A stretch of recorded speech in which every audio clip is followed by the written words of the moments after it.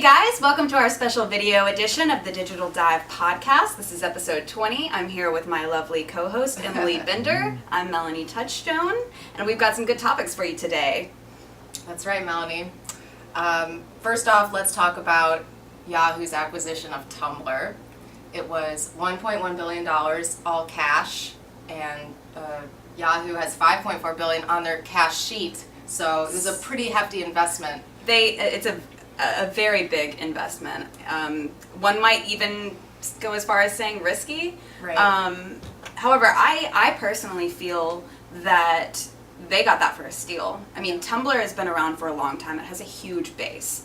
Tumblr is arguably more popular than WordPress. Sure. Most of those blogging tools, I like to call it the easier WordPress, or the less personalized WordPress. It's definitely more off the shelf and anybody can set one up, but you can customize it.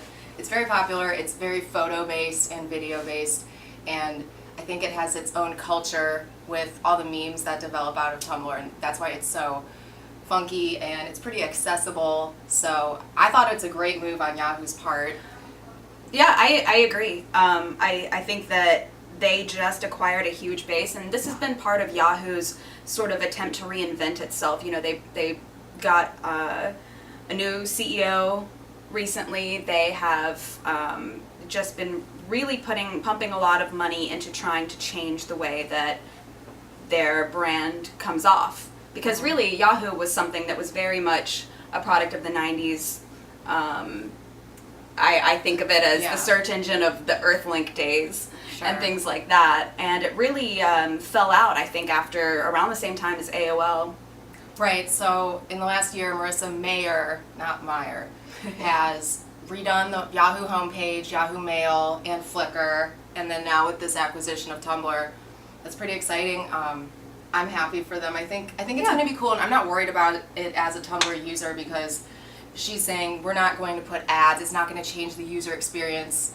Much in the same way as Google acquiring YouTube, that didn't change the user experience, not for the worse. I mean, not in any kind of way that people are worried about might happen on Tumblr. We're going to have ads. I think you're going to see promoted posts coming up more and more, but we're used to that on Twitter anyway, and on Facebook, sponsored stories. Well, and let's talk about Facebook. When Facebook acquired Instagram, I think they initially came out and they said, we have no plans on touching Instagram. We're going to let it go the way that it has been going. You know, it has worked very well in and of itself.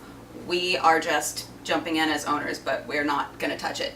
Well, Instagram has changed more in the past year than it has in its entire life, which is not that long, but still, you can never fully trust. I mean, they're buying it for a reason, and I think it's more than just to sweep up the revenues and all of that. So I don't know, but we've heard so much talk about Yahoo changing, all of these plans and having, building itself to be a brand that can really compete with Google and Apple and all of that.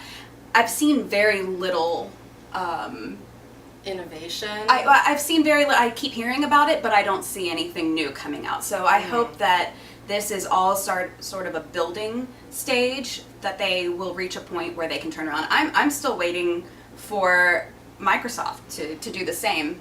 Yeah. Speaking of, the commercials have started airing for Outlook.com, which we discussed in a previous episode. And if you haven't claimed your own email address at Outlook, go do it. I got Emily at Emily Binder, of course. And I'm thinking of putting my work email address onto Outlook.com so that I don't have to deal with Zimbra ever again. Yeah, I think it's a great idea. So Tumblr is a really great lead-in to one of the discussions that is sort of dominating this episode, and that is the discussion of the millennial generation. Right. The millennials. That would be our generation, Mel. Which is, I feel like I just barely make it. It's, ages 18 to 29, so people born 1980 and 1984 to 1995. I'm doing quick math. It's okay. Everything is odd when you're in a 13 year. So the millennials, 3 out of 4 have a social networking profile. 1 out of 5 has posted a video of themselves online. 39% of them have at least one tattoo, and they're all really excited about emailing a CEO during the first year on the job and saying that they need a promotion or telling them what's wrong with the company. They're just obstreperous and ballsy. Right. Well, this sort of what the topic has come up and gotten kind of fiery in the blog or on the blogs, and there have been tons of articles from Huffington Post to, johnstone.com. Right. I almost said johnsnow.com, thinking of Game of Thrones.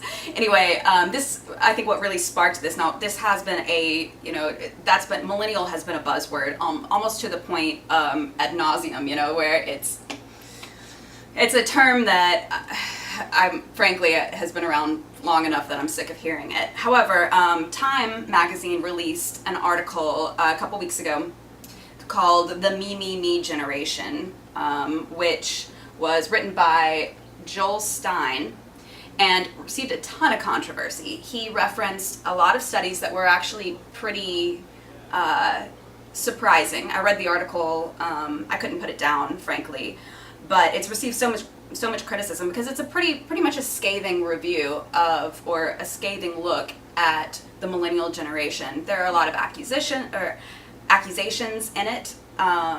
Didn't he say that the incidence of narcissistic personality disorder among millennials is nearly 3 times as high as that for adults in their, the next generation up? In Generation X. Gen X. Mm-hmm. So, and just to be clear, Gen X would be the generation prior to the millennials. The Gen X covers people born from 1965 through 1980.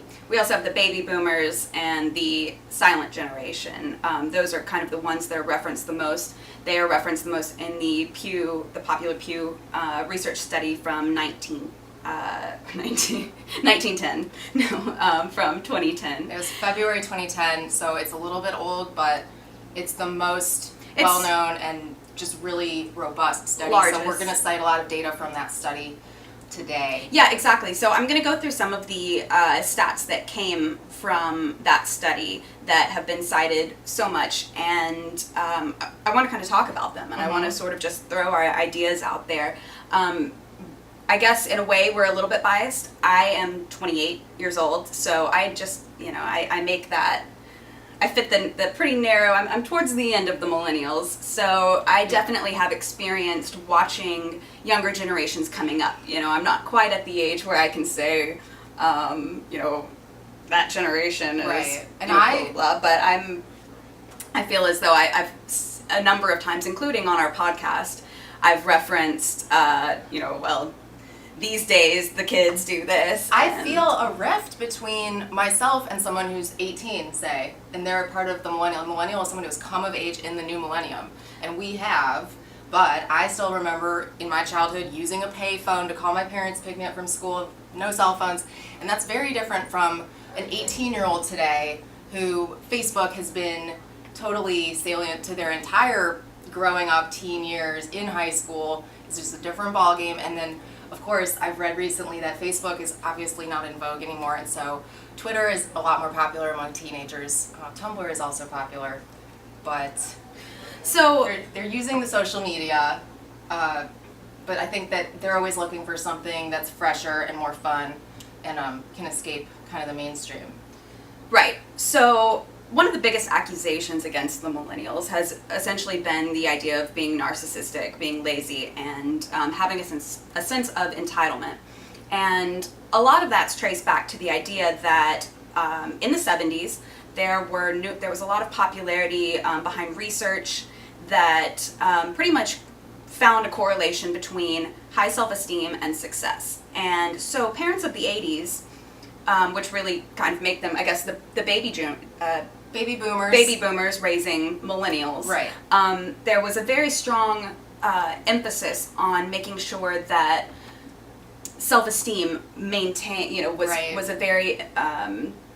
was very prominent. Keep maintaining high self-esteem for children growing up, and the David McCullough video is constantly referenced whenever there's an article about millennials that you read, and if you haven't seen that, I suggest you check it out. A quick YouTube search of "You Are Not Special" should probably take you to it. We can post it on our post. And basically it's the idea that millennials have been essentially given a trophy for coughing. Or, and I mean, I remember going to the dentist as a child. You go to the dentist, and just for going, you get to pick out of the treasure chest of toys for having clean teeth or not having a cavity. And there's the argument that this whole sort of reward culture has led a lot of millennials have grown up feeling as though they should be rewarded for things that previous generations felt, it was just the act in and of itself that was rewarding enough. For example, having clean teeth was a reward in and of itself. They were raised to believe that is the reward versus, the little sticky finger thing that you could pull out of the dentist's chest. I did have to have no cavities to get the stuffed animal. It was merit based, but nevertheless, it's not enough to teach.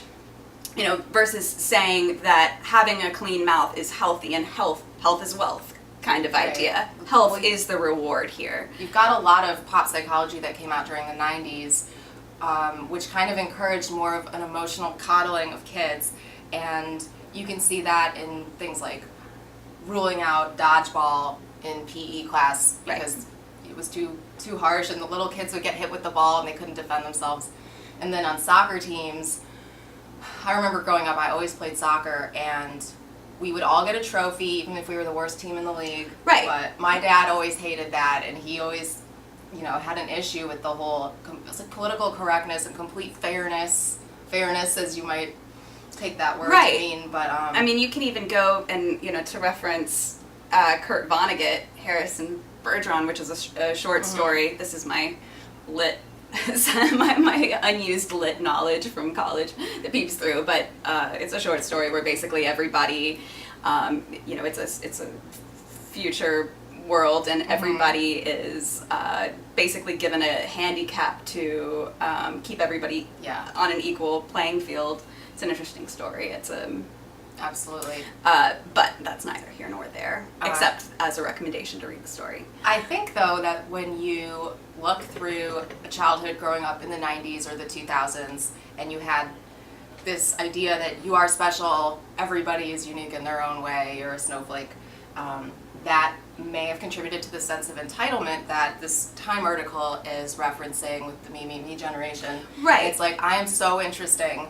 I'm going to post on Facebook all day long about minutia, and I'm worth it. You want to pay attention, you want to see what's going on in my life, and then that sense of entitlement can feed the narcissism. But the thing is, the generation, we do get a bad rap in many ways, but we are on track to be the most educated generation of all time. We've got 39%, in 2008, 39% of this generation was enrolled in college, and we, what else about? Well, the thing is that other stat. it's a double-edged sword, this idea that we've grown up that we are so special. I mean, look at television, for example, is a perfect example. Look at television decades ago. You didn't have reality TV. The millennials no longer want, they don't just want to watch stars on TV. They want to be the stars. There's this obsession with reality TV and the idea of having blogs. I feel special enough. I feel that my ideas are special enough that everyone out there will want to read them, or there is an audience out there to read them, and I'm going to blog about that, and I'm going to put my information out into the world. And it goes back to the everyone's special idea. And that is something that has very much, and having Facebook pages, having Twitter accounts, all it is people putting themselves out into the world and saying, my ideas mean something. I'm putting this out into the world. And that is something that is paramount to our generation. It's also something that has caused a lot of difficulty for older generations, especially in the workplace, to deal with. There are, conferences are a dime a dozen right now, seminars and all of that on how to deal with millennials in the workplace. And it's essentially, it is. And it is something that can be very difficult to deal with. A millennial to a CEO can be, or a baby boomer that is now in the workforce that has climbed a ladder and gone a certain route and followed a certain protocol of business for decades, and you have this new generation that has come in with this sense of entitlement. where on average, on average, and this goes back to the Pew study, millennials feel that they should be promoted every 2 years, which is unheard of, or just something that seems a little bit ridiculous to some of the older generations. And it's the idea of, again, needing a trophy every 2 years, needing that validation. And what the difficult part about that is that you come out of school, you come out of your nurturing upbringing, you enter a world where there aren't trophies for everything. And that's something that can be very difficult for a millennial to go through in those initial stages.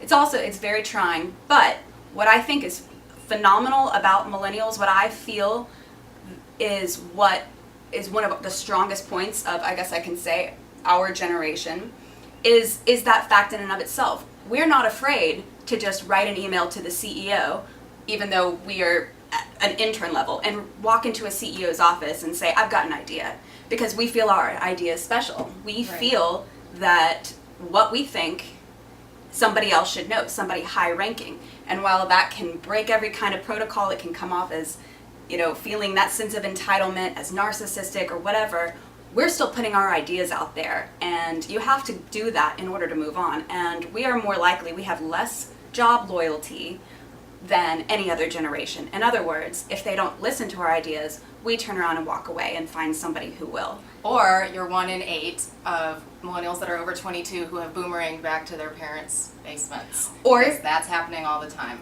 Our level of entrepreneurship is out the roof. I mean, look at the entire, app, just the developing software, developing apps. Yeah. Anybody can create their own app in their own home and build a business. It's no longer about, I need to work for these major corporations. I think we should be careful and also not forget that that's male dominated, because this is supposed to be something that's very gender equal, and we're talking about the encouragement of children in sports and total equality throughout, making sure nobody feels like they're a loser even though they may have lost that game.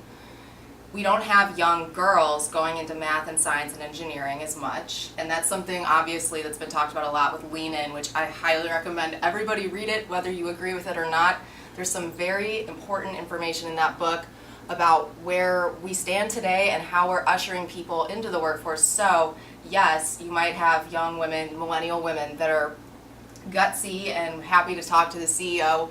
And I remember at my first job doing kind of that in a meeting with everybody in the room, and I was right, but you do have to be really careful in how you present yourself with that kind of stuff. And we do get labeled as being just narcissistic and not having respect for the elders. But there was something so interesting from the Pew study about how the generations labeled themselves, like what are your top values, and it was the number one value among millennials was, or the identifying adjective that we think is special about our generation or unique, was technology, which was followed by, where is it? And technology is what has been the way for many millennials to enter the workforce or to find a place, especially during the recession, where jobs were scarce. You have people who have been in the workforce for 30 years being fired or being laid off, and then you have students coming out of college and having to wait tables after coming out of school. Well, good for us. It's interesting because we have so few jobs. We're coming into this job world, maybe more so a couple of years ago, but after the Great Recession, you can't get a job and you are waiting tables and you boomerang back to the parents' basement. But we're still so full of ourselves and we're still blogging. And I was going to say earlier, though, with the publishing, instead of just being content consumers, we are now publishers. And that's the trend in general on the web in the last 10 years, where it's totally switched. That's what social media is. That's what's different about it. That's what's so exciting about this period, that you've gone from content consumers to also being content producers, and the means to do that with things that are easy, like Tumblr, Twitter, Facebook, blogging, everything. It's like, put your voice out there. Right. And that's the user-generated content dominates the internet. And you're developing a global dialogue, and I think that a global dialogue is, you have richer voices, you have ideas that are coming out versus, several generations ago where you're pretty much, you have, 10 voices, you have the media, you have, stories filtered through a certain point of view, regardless of how unbiased it is. We only have a minute left, so let's wrap this up. We could clearly discuss the millennial generation forever. I think that we do have a work ethic. It wasn't on our What Makes Your Generation Unique quiz as one of the top 5. Gen X and Boomers both put work ethic as number 1 or number 2, and ours it didn't even appear on the list. But I think we have a work ethic. I think we're sassy about it, and I do think we're pretty narcissistic at the same time, but it's kind of working. Well, and here's the thing. We're not going anywhere. We're not leaving the workforce. In fact, we're going to be in it for a lot longer than some of the generations that are there right now. Yeah, those generations are going away, and you can call us narcissistic, you can call us, conceited or needy or having this sense of entitlement, but the fact is that we're not going away, and that has to be dealt with, and the best way to deal with that is to find the strengths in that and build a company using those advantages or adhere to that new state and take advantage of the fact that these millennials, as difficult as they may be to work with, have a lot of ideas and are very much capable of bringing technology into the workplace. And diversity. We're one of the more liberal and tolerant generations. We pride ourselves on that. Right. So that openness can benefit companies. Right. So without trying to sound too awful, we're here and we're not going anywhere, and it's pretty soon we'll be the CEOs, or we'll leave that culture altogether and create our own companies. So that's where we are. I guess we need to jump into tips on tap. We've already run out of time. Let's see. So number 1, I think. Number 1, I'll let you. There is a very artsy iPad cover that you can order. It's called the Gelaskin, Gelaskin. And it wraps on the front and the back of the iPad. You can choose the artist's design, and you can get free matching wallpaper for your screen. It's $29.95. It's actually really neat. I saw it in like a Homes and Gardens magazine, but print edition. I'll put a link on the show notes. The next tip on tap we have is an app called House, and this actually came from my mother, who I think she Your said, mom "Now is so savvy. that podcast that you have, I've got an idea for it." Well, it's a pretty phenomenal app. It's Houzz, Houzz. It's basically a gardening landscaping app that really lets you sort of create ideas and see things, and it's very good for it. It's difficult to describe, but check it out. It's on iPhone, Android, iPad. It's pretty easy to find out there, so check it out. The third one, I've tweeted about this. I mean, it's not that new, but there's this really cool business card, which is actually a stamp on a keychain, and it's from the Cranky Pressmen. There are these guys in Ohio. They have an actually really neat company history, and there's a keychain. You customize the stamp with, it's like the size of a dime, and you can do your initials or your logo. It has to be simple, but then you just carry it around, and instead of having a paper business card, you just stamp on the napkin or whatever you could find. So it's unique. It's $23. You can find it at thecrankypressman.com. We'll put a link in the show notes. And hey, just that reminds me, I mean, talk about technology coming around. Remember the days of melting wax with your personal stamp? There we go. Yep. All right, that's what we've got. I hope you enjoyed the video of our show. Hopefully we're not too hideous to look at. It's a fun experiment. We'll be back just audio next time. So we'll be back in 2 weeks. Thanks, guys. Thanks.